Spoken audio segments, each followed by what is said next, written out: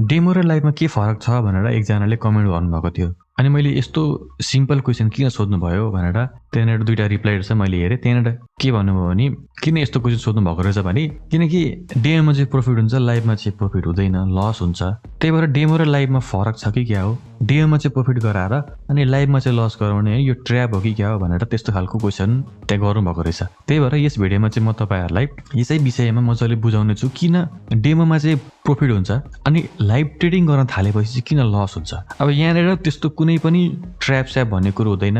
ब्रोकरले तपाईँहरूलाई डेमोमा चाहिँ प्रफिट गराएर लाइभमा चाहिँ लस गराएको त्यस्तो हुँदैन। डेमोमा जसरी ट्रेड गर्नुहुन्छ, डेमोमा जुन इन्भाइरोमेन्ट हुन्छ लाइभमा पनि ठ्याक्कै त्यही इन्भाइरोमेन्ट हुन्छ। तर कारण चाहिँ के हो भनेर आज म तपाईँहरूलाई 6वटा कारण भन्छु।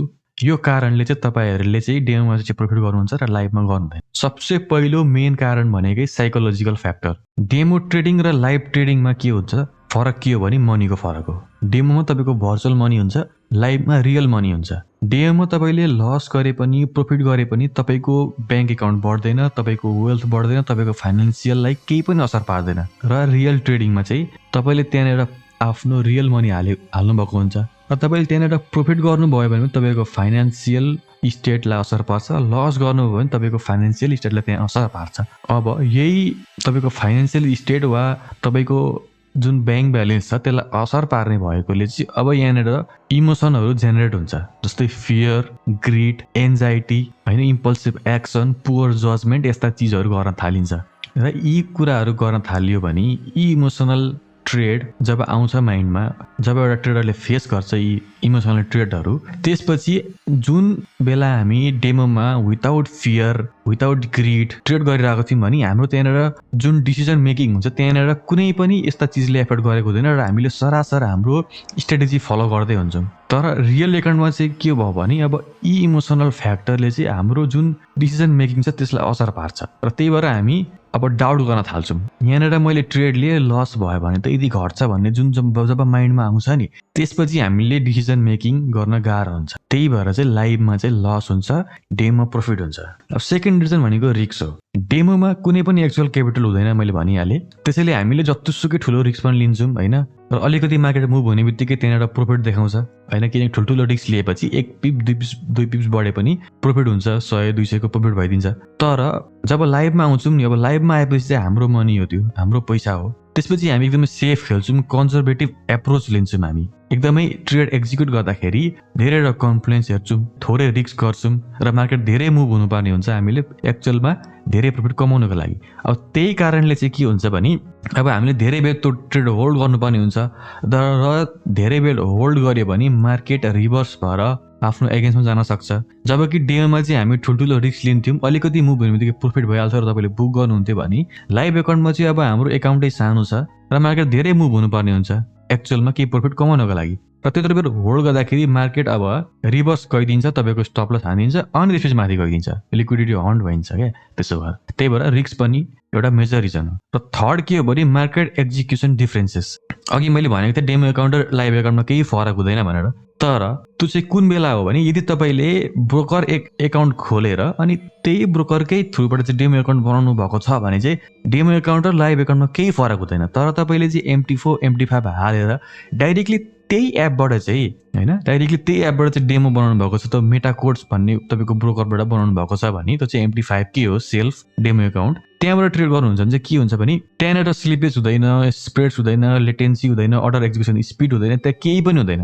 र त्यही भएर त्यहाँनिर यस्ता चिज नभएपछि चाहिँ त्यहाँनिर प्रफिट हुनसक्छ, किनकि स्प्रेड स्लिपेजले पनि धेरै असर पार्छ एउटा ट्रेडिङमा। तर जब तपाईँ लाइभ एकाउन्ट बनाउनुहुन्छ तपाईँले त ब्रोकर थ्रुबाट बनाउनुहुन्छ नि, ब्रोकर थ्रुबाट बनाउँदाखेरि त्यहाँनिर स्लिपेज हुन्छ, स्प्रेड्स हुन्छ, अर्डर एक्जिक्युसन हुन्छ, न्युजको बेला ठुल्ठुलो स्प्रेड्स हुन्छ, होइन, त्यो कुराहरू फेस गरिन्छ। त्यही भएर तपाईँहरू डेमो एकाउन्ट बनाउँदै हुनुहुन्छ भने एउटा ब्रोकर एकाउन्ट बनाएर त्यसबाट चाहिँ डेमो एकाउन्ट बनाउनुहोस्। त्यो कसरी बनाउने भनेर मैले अलरेडी भिडियो बनाइसकेको छु, तपाईँले यो आई बटनमा हेर्न सक्नुहुन्छ, म एउटा भिडियो राखिदिन्छु। तपाईँले त्यहाँ गएर चाहिँ रियलमा चाहिँ डेमो एकाउन्ट कसरी खोल्ने ब्रोकर एकाउन्टको भनेर त्यहाँ मैले भनेको छु।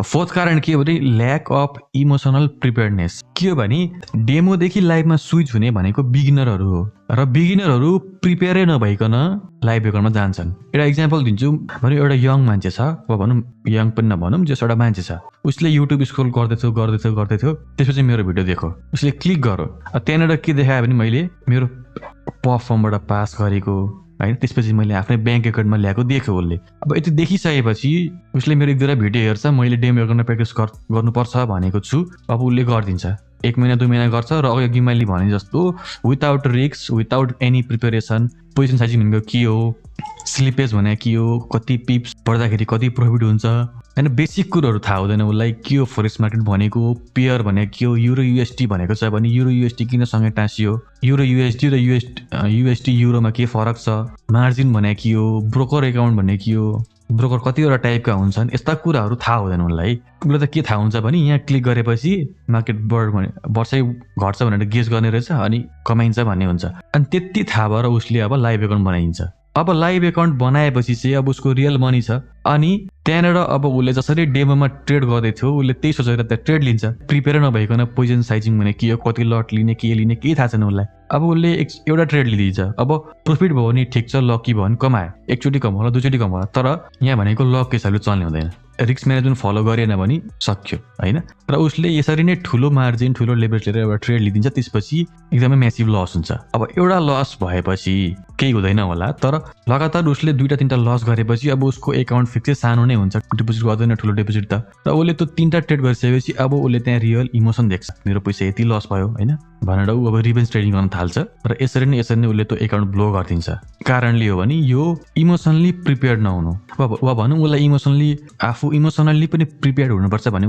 कुरो उसलाई थाहा छैन किनकि उसले मेरो सिर्फ स्ट्र्याटेजीवाला भिडियोहरू पैसा कमाएको भिडियोहरू तर जुन मैले साइकोलोजिकल कुराहरू भनेको छु उसले चाहिँ त्यो हेरेको छैन किनकि उसलाई के लाग्छ भने त्यो भनेको फाल्तु कुरो हो प्रवचन हो हैन मोटिभेसन दिए जस्तो तर मेन ट्रेडिङमा इमोसन नै एउटा तपाईको वेपन हो रोबोट जस्तो हुनु पर्छ तपाईहरु लस भयो भने फरक नपर्ने प्रफिट भयो भने फरक नपर्ने त्यस्तो हुनुपर्छ मान्छे रोबोट हैन मान्छेसँग इमोसन हुन्छ र यो कुरो भनेको विथ एक्सपिरियन्स ह्याबिट बस्दै जाने हो त्यही भएर तपाईले लाइफमा लस गर्नुहुन्छ भने तपाई इमोसनली प्रिपेयर्ड नभएर लस गर्नुभएको हो र इमोसनली प्रिपेयर्ड नभएपछि रिभेन्ज ट्रेडिङ लिइन्छ आफ्नो सेटअप बनेको छैन भने ट्रेड लिइन्छ किनकि तपाईलाई त्यो एकाउन्ट प्लसमा लानु छ वा ब्रेक इभनमा लानु छ अब फिफ्थ कारण के हो भने incomplete understanding of risk management हैन मैले एउटा पोस्ट गरेको थिएँ risk management without risk management चाहिँ तपाईको जसुकै स्ट्र्याटेजी भए पनि तपाईले पैसा कमाउनु हुँदैन भनेर मैले एउटा पोस्ट गरेको थिएँ त्यहाँबाट कमेन्ट के आउँछ भने स्ट्र्याटेजी राम्रो छ भने त रिस्क म्यानेजमेन्ट कामै छैन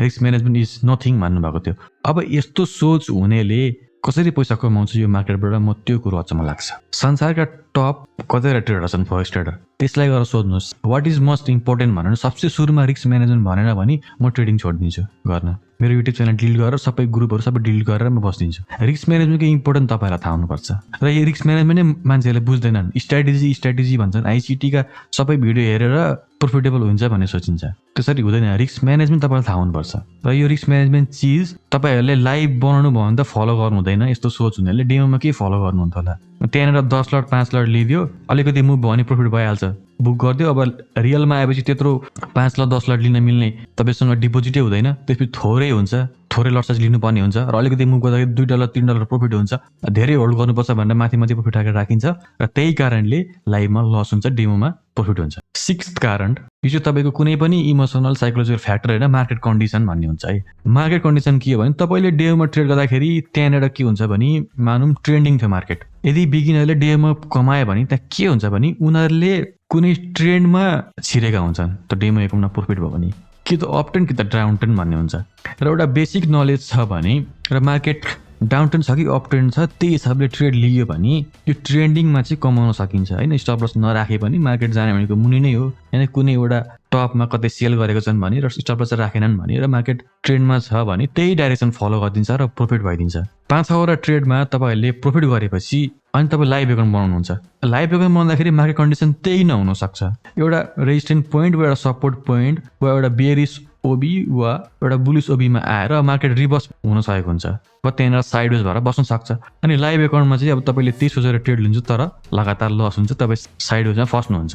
त्यही कारणले चाहिँ लाइभमा लस हुन्छ। अब अर्को कुरो भनेको के हो भने कतिपयले डेमोमा यो न्युजको बेला इन्टर गरे हुन्छन् होइन, ठुल्ठुलो न्युजको बेला उनीहरूलाई थाहा पनि हुँदैन, न्युज कहाँ हेर्ने भनेर थाहा हुँदैन, न्युजले कस्तो इम्प्याक्ट पर्छ भनेर थाहा हुँदैन। र कसैले न्युजको बेला इन्टर गर्न सकेको हुन्छन्, अलिकति लिँदाखेरि कोही लकी भएर धेरै कमाउन सक्छन् डेमोमा, कमाइने रहेछ भनेर डाइरेक्टली छिर्दिन्छन्, यसरी लस हुन्छ क्या। त्यही भएर इमोसनली साइकोलोजिकल्ली प्रिपेयर हुँदैन, रिस्क म्यानेजमेन्टको इम्पोर्टेन्स थाहा छैन भने यो मार्केटमा लाइभ एकाउन्ट बनाउने होइन, डेमोमा प्र्याक्टिस गर्ने हो। र डेमोमा डेमोमा तपाईँले ट्रेड गरेर इमोसनल कहिले पनि प्रिपेयर हुँदैन, यो भनेको तपाईँ लाइभ एकाउन्टमै सिक्ने हो। तर रिस्क म्यानेजमेन्ट अनि बेसिक कुरोहरू त सिक्नुहोस्, त्यसपछि आउनुहोस् न लाइफमा। वेल प्रिपेयर भएर आउनुभयो भने मात्रै केही हुन्छ। त्यसैले एउटा ट्रेडरले चाहिँ लाइभमा सक्सेस पाउनको लागि discipline, risk management, emotional control र एउटा स्ट्राटेजी हुनुपर्छ। स्ट्राटेजी मैले लास्टमा भने, तपाईँले यही क्रममा सिक्नुपर्छ। सुरुमा डिसिप्लिन हुनु पर्यो, रस गर्नु भएन, बेसिक कुरोहरू थाहा हुनु पर्यो। त्यसपछि रिस्क म्यानेजमेन्ट सिक्नु पर्यो, के हो रिस्क म्यानेजमेन्ट भनेको। त्यसपछि इमोसनलको इम्पोर्टेन्स बुझ्ने, इमोसनल रियल मनीले ट्रेड गर्दाखेरि इमोसनले एफेक्ट गर्छ, फियर गेट पैदा हुन्छ भनेर बुझ्ने सिक्ने हुँदैन, इमोसन सिकिँदैन डेम है। त्यसपछि स्ट्राटेजीहरू इम्प्रुभ गर्दै जाने हो। लाइभ एकाउन्टमा छिटै हुनुहुन्छ भने पनि पहिले सुरुमा चाहिँ स्मल एकाउन्टबाट स्टार्ट गर्नुहोस्। र तपाईँले त्यहाँनिर ट्रेड गर्दै गएपछि आफ्नो इमोसनलमा चेन्जेस देख्नुहुन्छ। त्यसपछि तपाईँहरूले तपाईँको इमोसन कस्तो खालको छ, कस्तो पर्सनालिटी रहेछ भनेर थाहा पाएर त्यसपछि तपाईँले आफ्नो स्ट्राटेजीलाई इम्प्रुभ गर्दै जानुहुन्छ। जस्तै मैले पहिला ट्रेड गर्दाखेरि 5 मिनटमा गर्थेँ, 3 मिनटमा गर्थेँ, तर मेरो पर्सनालिटी त्यस्तो रहेनछ।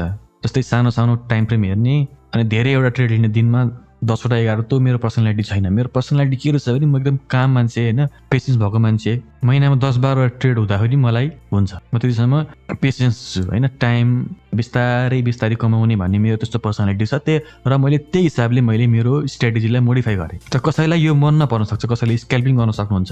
यत्रो यो धेरै बेर एउटा ट्रेड होल्ड गर्न सक्दिनँ, कहिलेकाहीँ 3 दिनसम्म मैले होल्ड गरेको हुन्छ ट्रेडहरू, कसैको यस्तो हुँदैन। त्यही भएर अब तपाईँहरूले आफ्नो पर्सनालिटी चाहिँ बुझ्नु पर्यो र त्यही हिसाबले आफ्नो स्ट्राटेजी सिक्नु पर्यो। मैले जसरी ट्रेड गर्छु त्यसरी तपाईँले ट्रेड गर्ने होइन, तपाईँले पहिला यी मैले भनेका कुराहरू फलो गर्ने, तपाईँको पर्सनालिटी बुझ्ने र त्यही हिसाबले चाहिँ आफ्नो स्ट्राटेजी छान्ने। र तपाईँहरूलाई साइकोलोजी, इमोसनल भनेको इम्पोर्टेन्ट कुरो भन्ने लाग्छ भने मैले एउटा प्लेलिस्ट बनाएको छु ट्रेडिङ साइकोलोजीको, तपाईँ यो प्लेलिस्ट हेर्नु, यसले तपाईँलाई धेरै हेल्प गर्न सक्छ।